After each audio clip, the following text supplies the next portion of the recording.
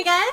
So this is my friend Lauren, and we were kind of discussing the whole concept of storytelling, and we were thinking we have this one story between us where we experienced it from very different perspectives, and so we're like, it's going to be cool to share both versions of it. So we're going to do that, but I'll let Lauren chat a wee bit first. Oh, for sure. I mean, we got on the subject of storytelling because I think it's really interesting that we're both professional storytellers in different contexts, in different mediums. Erin, of course, has written some amazing novels and other works, children's books as well.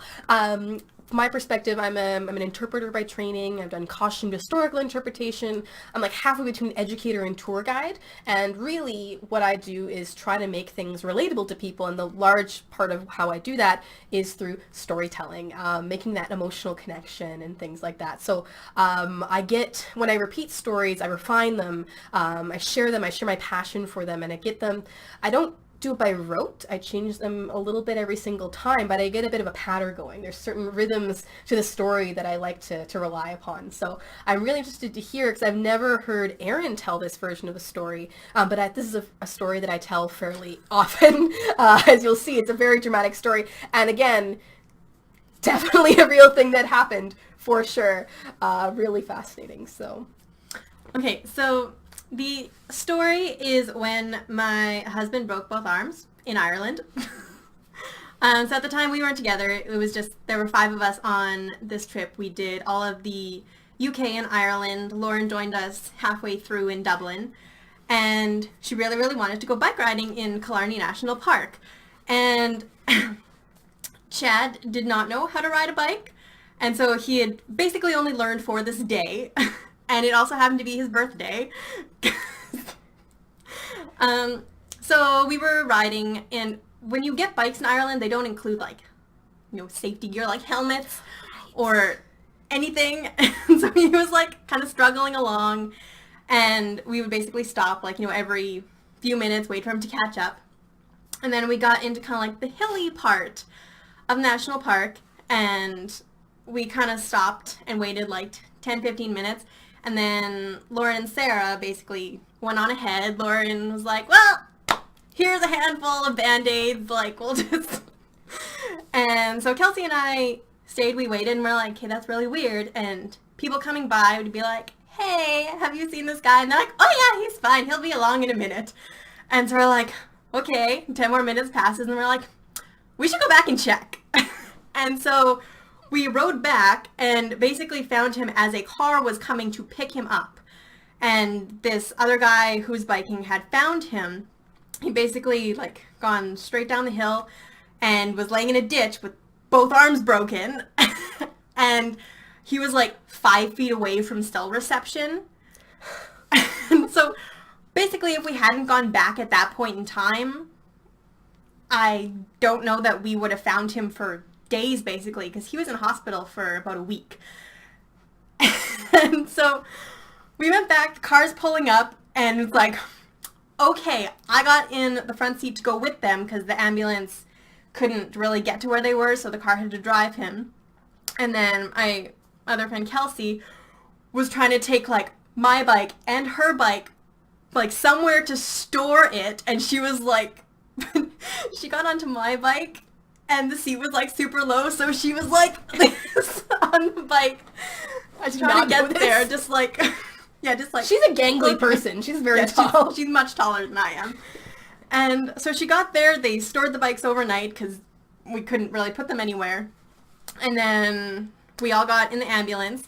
She's sitting in the back. We're heading off. They're like, well, maybe we should take him to Galway because there's a bone setting hospital there that's really good, which is 3 hours away from where we are. And we're like, oh God.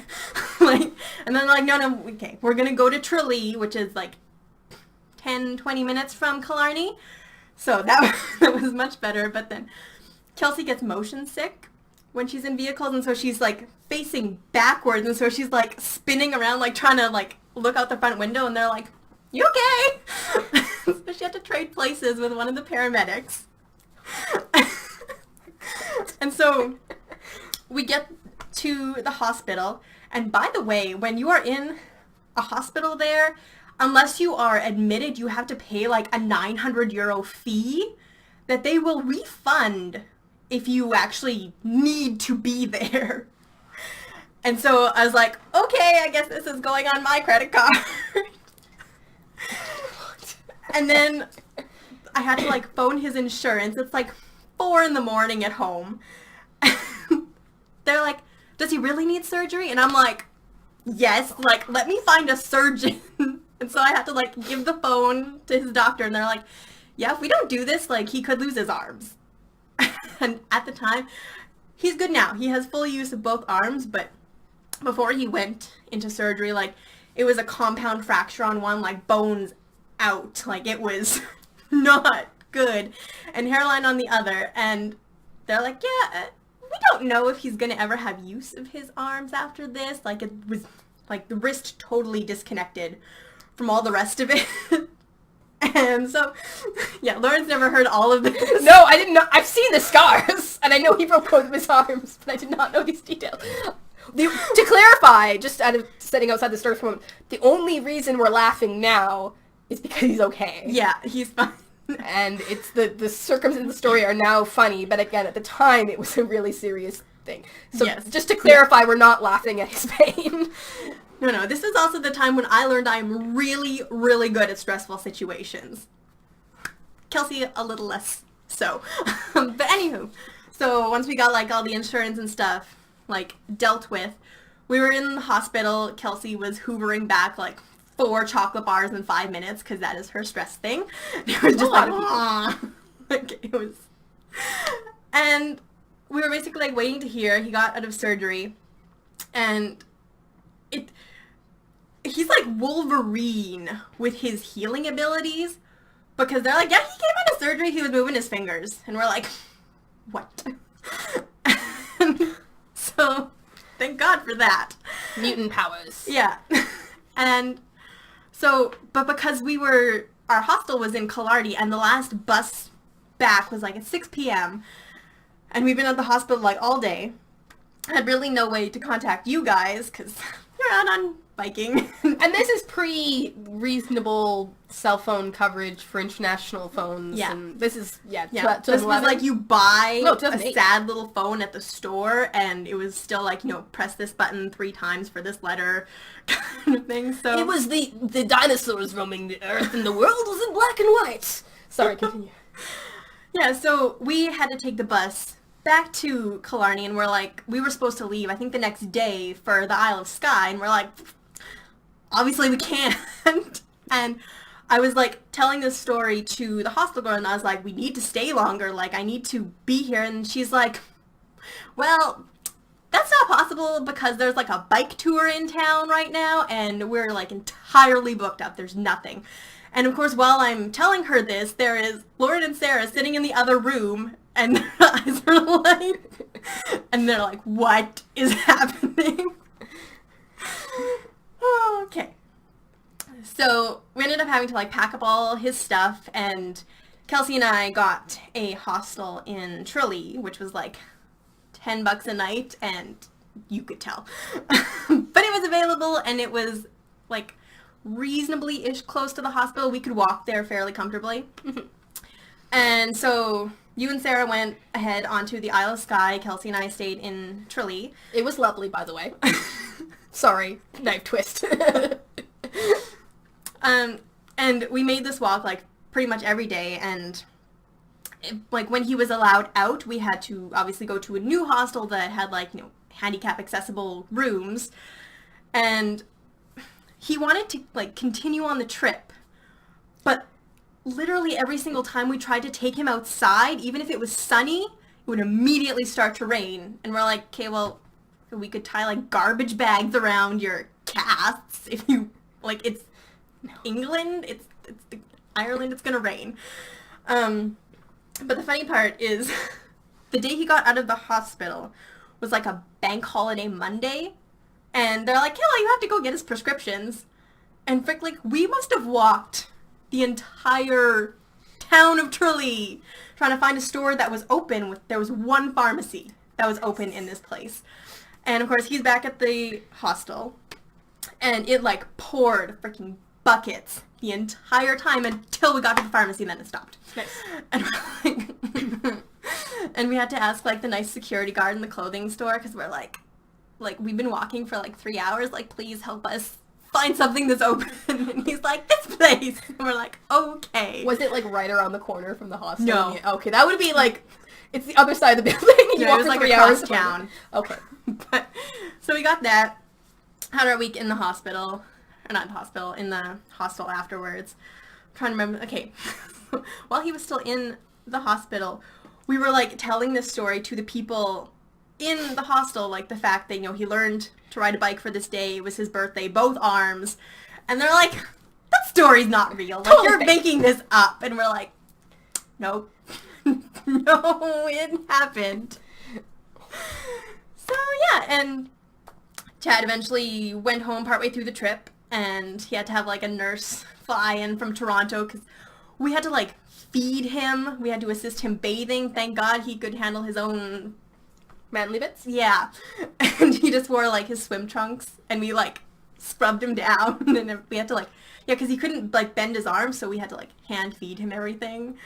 And like we ordered like 10 pillows to try to like pack him in so his arms were like up, because every time they went down they would like hurt a lot, obviously. And so yeah, he went home, and then we missed out entirely on the Isle of Skye and just went straight to Inverness. And yeah, that's where that story concludes for me. Well, I'm glad you confirmed some details, so I feel slightly less bad now about some of the perspectives that we had.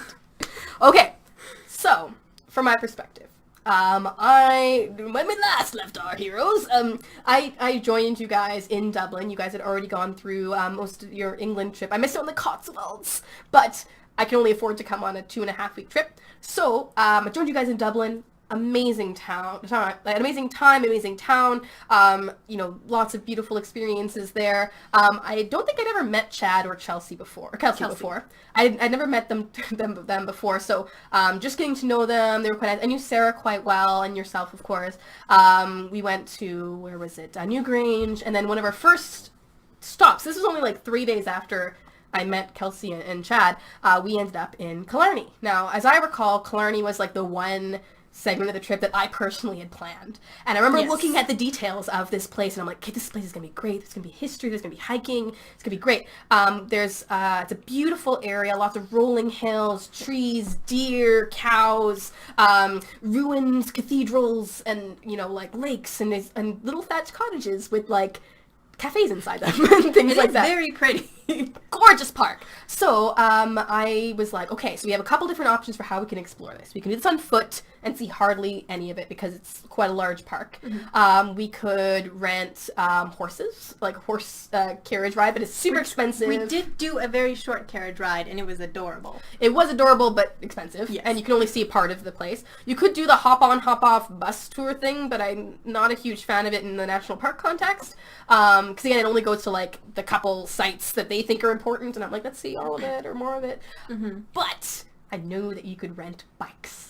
And I am an avid cyclist. I really enjoy exploring things on bike because I think that you have, on bike, especially in cities and things like that, you're fast enough you can see a lot, but slow enough you can stop and explore and things like that. So, and it was only like 10 or 15 euro. It was super cheap. So it was like, let's just rent bikes. There's a bike place right outside the gates. Let's do that. So we get to Killarney, get into the hostel that night, and I'm like super excited and things like that, and looking at the maps and trying to plan it, and then Chad pipes up, and he's all like, oh, I never learned to bike as a kid. And then I was like, what? And he's like, don't worry though, I taught myself how to bike in my backyard this summer. And then I was like, okay. And then I was like thinking about it, but I'm like, should I say anything? Like, just because your friends are avid skiers doesn't mean that you can go on like Black Diamonds, you know, like we're going into a national park, but I was like, well, it's not like a Canadian national park. It's like all paved and rolling hills. It'll probably be fine. So the next day we walked to the bike rental place. I hand over my passport as collateral. And then you guys know the punchline of this story. So like, you're like, oh no. And then we all get our bikes, and again, no helmets, and for me, it's like a really weird feeling to be like super breezy up there when I'm cycling, but I'm like, Mom won't know, you know, so Mom won't know.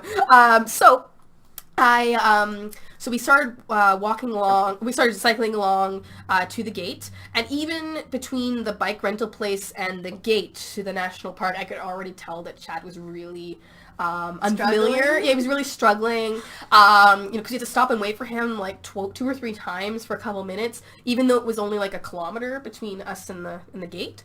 And so when we got to the park, I was like, so we kind of discussed it, and then me and Sarah, who are avid cyclists, we cycled a lot, we were like, well, hang on, there's a couple different loops here. Why don't we do like the 20-kilometer loop? And you guys, who hadn't really cycled since you were kids or never learned at all, why don't you guys do the 10-kilometer loop, and then we'll rejoin at the pub for, lunch, or for dinner tonight, and it'll be great. And we're like, cool. So I gave Erin some Band-Aids, of being like, Chad should tell us war stories about all his war wounds tonight in the pub. It'll be great.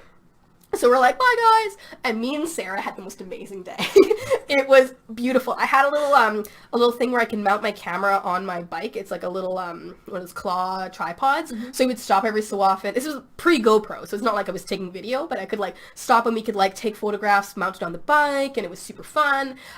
We saw like so many locks, but like we almost immediately got turned around, and then we got lost, but it was okay. We found this beautiful lock. We encountered some Germans, and like we had like amazing lunch. You overlooking the lock, you saw some deer that were almost pretty tame. We could get pretty close, and like it was amazing. Like it was actually one of my favorite days of the entire trip.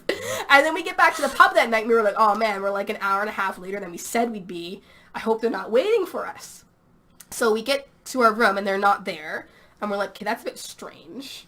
Maybe they've already gone to the pub. It's like, well, it looks like they haven't like taken out any of their stuff. Like, it looks like they haven't been here, so they were like, oh, we'll just take a shower and we'll wait for them.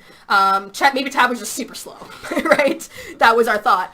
And then we get like a call from the front desk or something like that, and then it was like, you guys saying like you were in the hospital, or he'd been in the hospital all day, because not 10 minutes after we parted ways, Chad had like gone too fast around a corner on a gravel road, brake with just his front brakes. Hill. I think because the brakes were like backwards from what he was used to on his. Oh, so he braked with his front brakes, yeah, and then went like, yeah, and broke both of his arms. That was the punchline of the story, how I normally tell it. So anyway, and again, I felt particularly bad about this for several reasons. First of all, because Chad's a nice guy.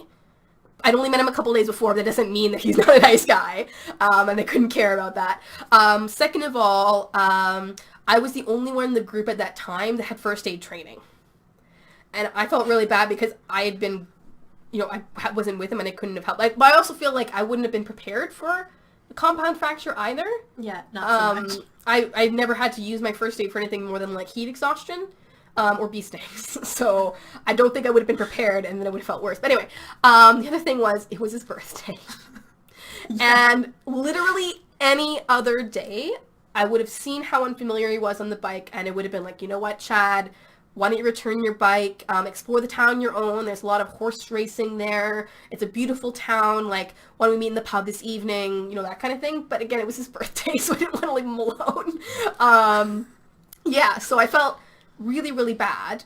But again, he has made a full recovery. Like, we kind of, met up, and then me and Sarah went on our way to the Isle of Skye and the Isle of Harris and Lewis, and that was really lovely. Not as much fun as it would have been without our friends. Although when we were up in Belfast, because we went to Belfast first, me and Sarah also nearly got struck by a bus.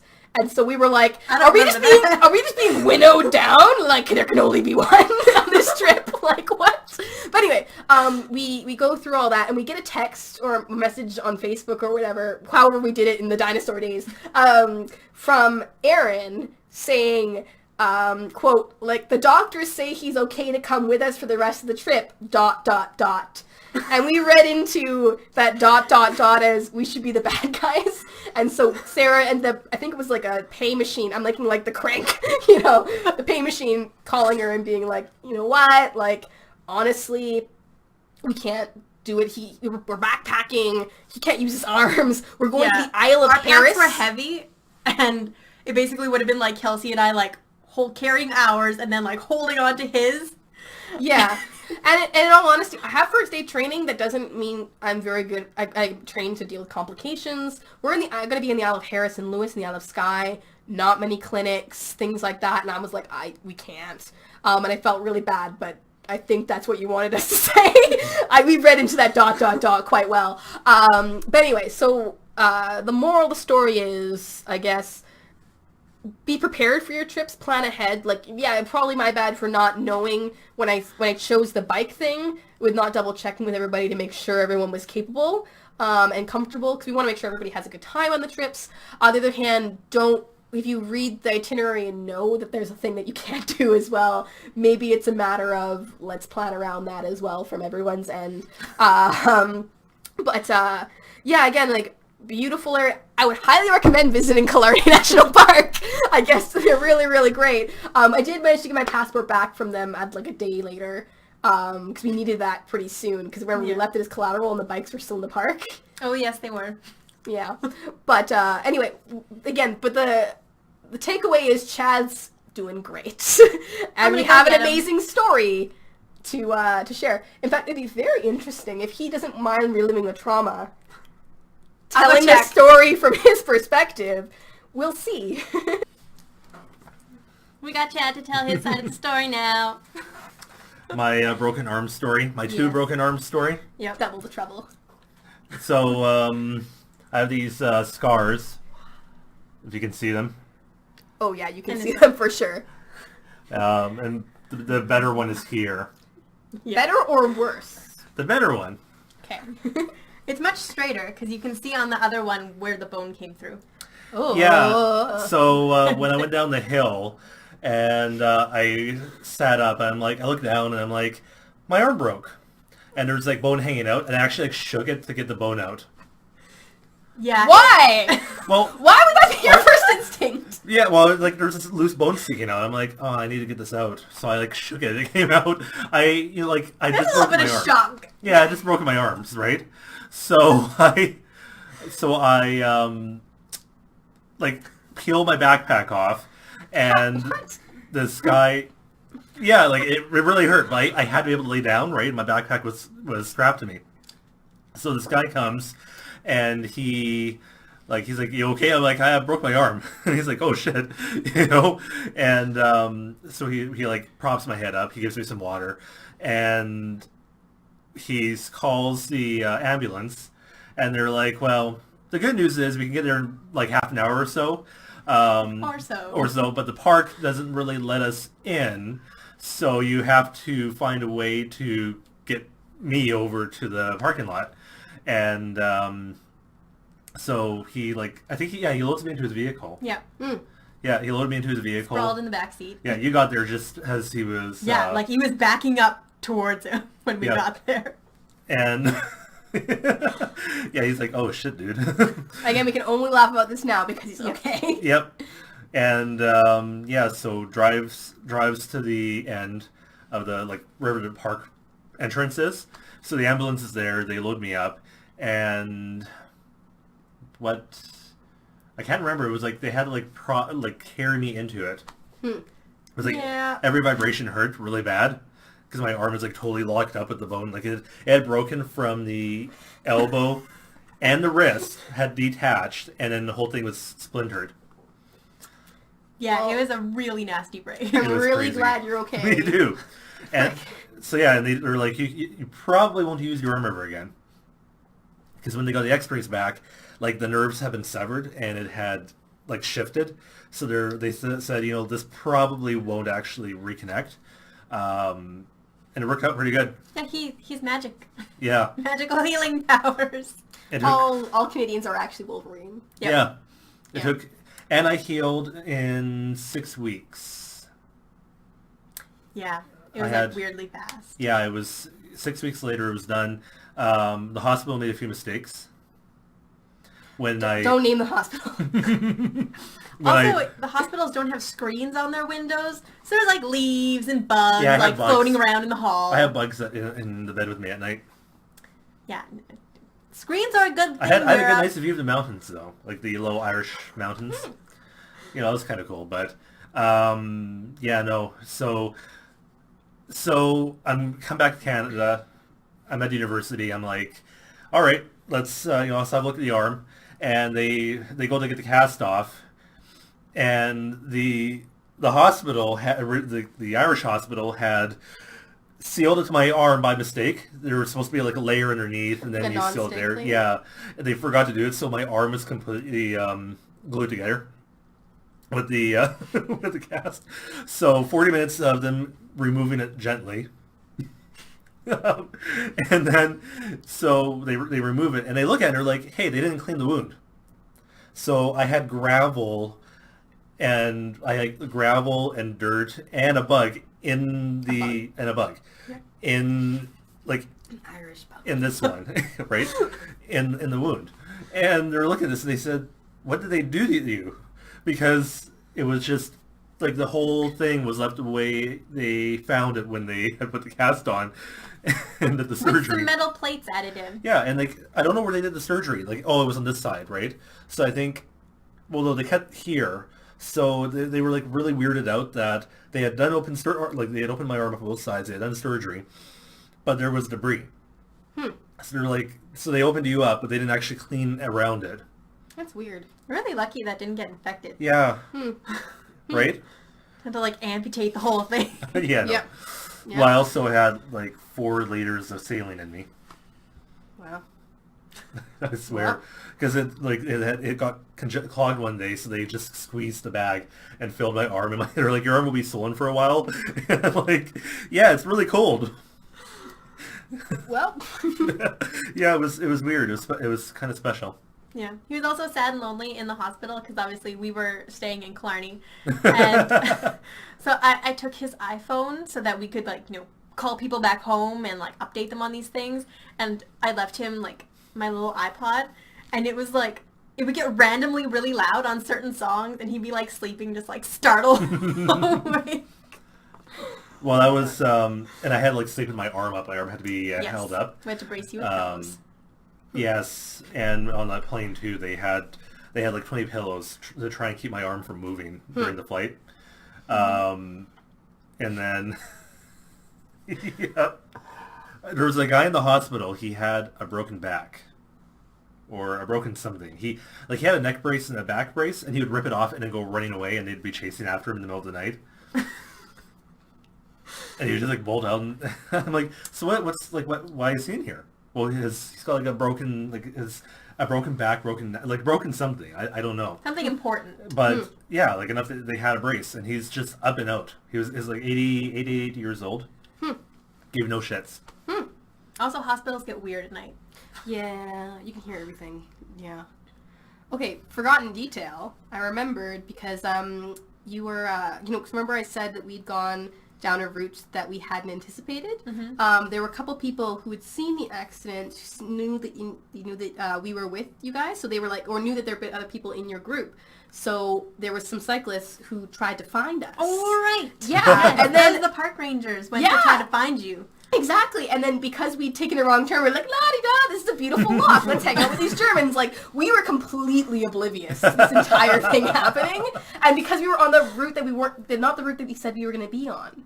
Although, to add an extra detail I find really interesting, when they say, like, oh, the ambulance can't come into the park, that's actually very typical of national parks, because, at least in Canada, ambulances can't go off-trail, and they have to be like within like line of sight of the trailhead.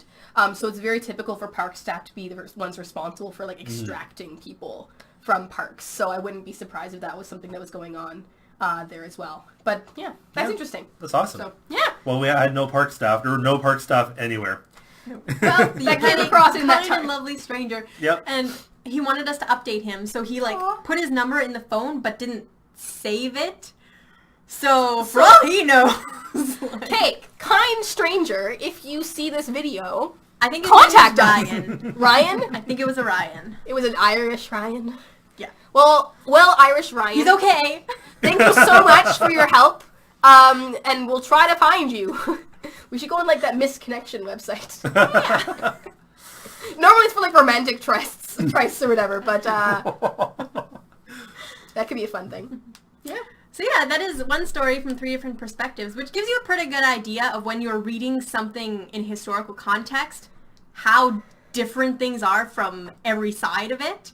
And And I mean, we saw it from different perspectives. Some of the details kind of jive, some of them didn't. I actually misremembered being in the room when you were trying to explain this story to the hostel people, for example. Like, you know, our memory can fail us even a week later, especially if there's trauma. Well, I only remember because I was telling her, and then I just hear this, what?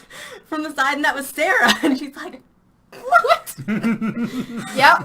So it's definitely very interesting to think about storytelling and how narratives can be woven together, you know, years later, or how these different perspectives can shift, and how it can be so problematic if you're researching history and you only get one particular perspective, particularly if it comes from like years after the fact. And yeah, I mean, you know, we can laugh about it now. Glad Chad's okay. Yep. Oh yeah. I heal really fast. Yep. And now we can laugh about it in terms of a story, in a teaching moment. So if you could say there was a moral of the story here to share with people from your perspective, what would the moral of the story be? The moral of the story... Was there even a moral to that story? You know what? Don't go bike riding if you don't know how. Yes. Also, remember that morning I said, I'm going to break my arms today. So the moral of the story That's is true. he's actually a seer. You are a psychic. Yeah, I remember I woke up and I said, I'm going to break my arm today. I was sinking feeling. He has bad luck on birthdays, so yeah. Yep. Yeah, and I don't know why I said that. I just said out of the blue, so that could be a hill for another video. Yep. We'll have like the new the 2016 Nostradamus, right? Yep. Yeah, that's him. All right, so thanks for joining us for our little story time. Hope you guys enjoyed it. Mm-hmm. Yeah, thank you.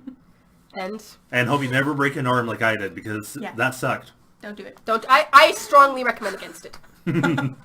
Or have really good health insurance and you go.